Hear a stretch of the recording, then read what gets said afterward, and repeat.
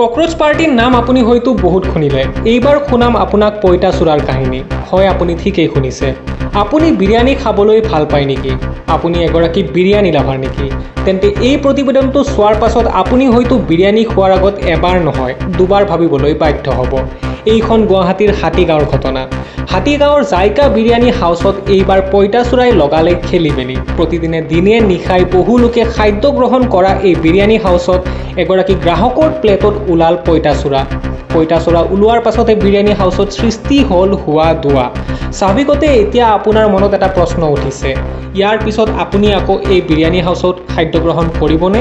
কিন্তু কেৱল প্লেটতে পঁইতাচোৰাই ওলোৱা নহয়, এইবাৰ আহকচোন দেখুওৱা বিৰিয়ানী প্ৰস্তুত কৰা ঠাইখিনিৰ ভিতৰত পৰিৱেশ কেনেকুৱা। এয়া হৈছে বিৰিয়ানী ৰন্ধা পাকঘৰৰ ভিতৰৰ দৃশ্য। ইমান লেতেৰা পৰিৱেশত প্ৰস্তুত কৰা হয় নেকি গ্ৰাহকৰ খাদ্য? জাইকা ৰেষ্টুৰেণ্ট হাতীগাঁও দলংখন নপাওঁতে জাইকা ৰেষ্টুৰেণ্টত বিৰিয়ানীত পঁইতাচোৰা ওলাইছে। আধা কাষ্টমাৰজনে খাই দিছে, আধা এইখিনি পিছফালৰ পৰা।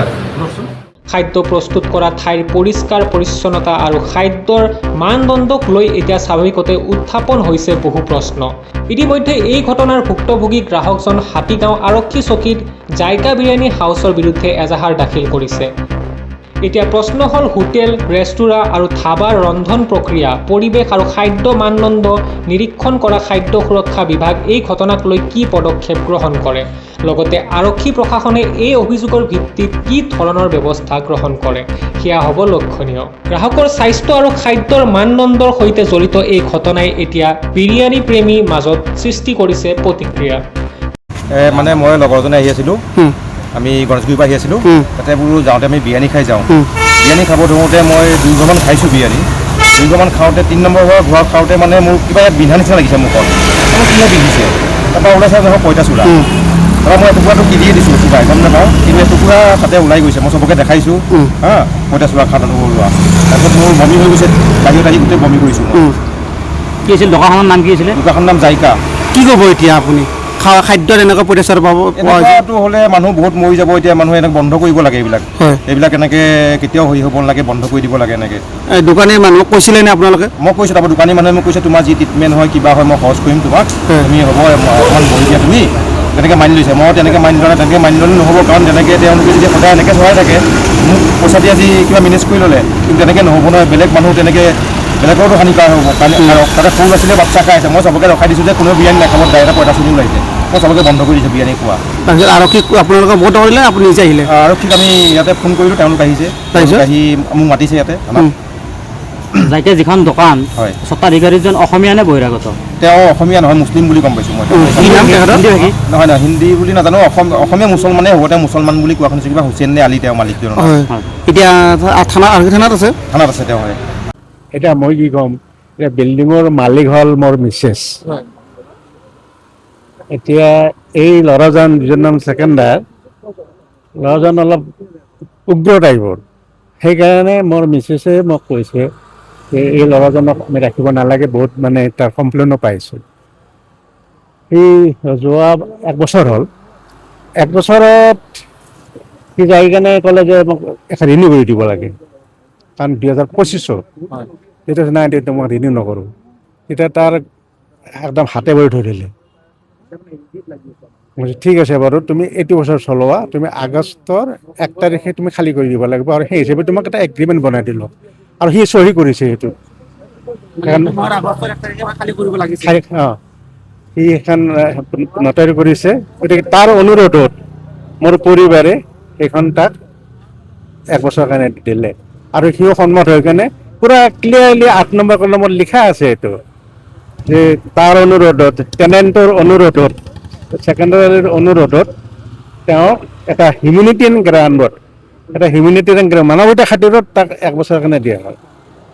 1 বছৰটো পাৰ হৈ গ'ল, পাৰ হৈ গ'লে তাক কওঁ যে তুমি এতিয়া ঘৰ খালী কৰি দিয়া। সি কৈছে মই অলপমান বিচাৰি এতিয়া মানে কি কৰিছে, সেইটো খালী কৰিব বিচৰা নাই। সম্পূৰ্ণ নাম তেখেতৰ? ছেকেণ্ডাৰ আলী আহমেদ। এতিয়া মইতো আজি ঘৰত আছিলোঁ, মোৰো অলপ গাটো বেয়া, অসুখ। মই মানুহে এনেকৈ ফোন কৰিলে যে ছাৰ আপোনাৰ তাতে হেৰিত এনেকুৱা অলপ গণ্ডগোল হৈছে। তেতিয়া মই খুব হেৰি লাগিলে, মান সন্মানৰ কথা আছে, পুলিচ চুলিচ আহিব, এটা ইমেজৰ কথা আছেতো। যিহেতু আপোনাৰ প্ৰশাসনৰে মানুহ আপুনি, আমি প্ৰশাসনৰ মানুহ আছিলোঁ, গতিকে এতিয়া মানে অৱসৰ লৈ কেনে আমি কিছুমান কামত মানে আগবাঢ়িবও নোৱাৰোঁ আৰু কিছুমানৰ সন্মুখীন হ'ব নোৱাৰোঁ। বেয়া লাগে, লাজ লাগে, চৰম লাগে। আমাৰ এতিয়া চৰমটো বেছি হৈ গৈছে। হয় দিয়ক। ফেমিলিৰ এটা ষ্টেটাছ আছে, মেইনটেইন কৰোঁ আমি। সেইকাৰণে এতিয়া মানে বহুত লাজ লাগিছে। তাৰ পৰা মোক কোনোবা এজনে ফোন কৰিলে, আমাৰ থানাৰ পৰা কৰিলে, কোনোবা কৰিলে যে এনেকৈ থানাত আহিব লাগে। মই থানাত আহিবহে মই লাজ পাইছোঁ। আহি কেনে মই উচিত কথাখিনি বুজাই দিলোঁ। সি আনঅথৰাইজ তাতে আছে, আনঅথৰাইজ।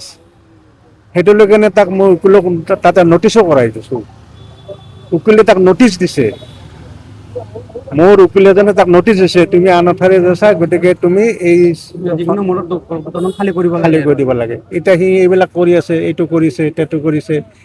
আজি গম পালোঁ যে তাৰ বীৰেণৰ লগত এই যে পঁইতা চৰাই আছে, মানুহ বমি কৰিছে। সি যদি বমি কৰি যদি মৰি গ'ল হয়, তেতিয়া কি হ'ল হয়? মোৰ সেই জেগাটোত, আমাৰ জেগাটোত কি হৈ গ'লে? গতিকে এই বিষয়ে এইখিনি আৰু ক'ব লাগে, মই বেছি আৰু ক'ব ইচ্ছা কৰা নাই। মুঠৰ ওপৰত তাক এতিয়া খালী কৰাৰ কাৰণে চেষ্টা কৰি আছোঁ। খালী কৰা এতিয়া আইনে কি কয়, হেৰি কি কয়। এতিয়া মানুহজন ক'ত গ'ল, মালিক? মানুহজনতো মই দেখাই নাই। এতিয়া তাক মই এতিয়া ফোন কৰিছিলোঁ, ফোন চুইচ অফ তাৰ। মোকো ফোন কৰা নাই। মোক কিয় ফোন কৰিব? এইটো ভয় কৰিব মোক ফোন কৰিবৰ কাৰণে। কাৰণ মই সদায় যাব দি আছোঁ খালী। এতিয়া বৰ্তমান পলাতক অৱস্থাত। হা? এতিয়া বৰ্তমান পলাতক অৱস্থা। এতিয়া বৰ্তমান পলাইছে বুলি শুনিছোঁ। মই দেখা নাই, মানুহ কৈছে যে সি একদম গাড়ী লৈ পলাই গৈছে। এতিয়া ময়োতো আৰু তাৰ পিছে পিছে ঘূৰিব নোৱাৰোঁ। সেইকাৰণে আৰু মই খালী কৰাতে আছোঁ এতিয়া তাক। ধন্যবাদ। গুৱাহাটীৰ পৰা আজাহাৰ আলী ৰিপৰ্ট, NV লাইভ।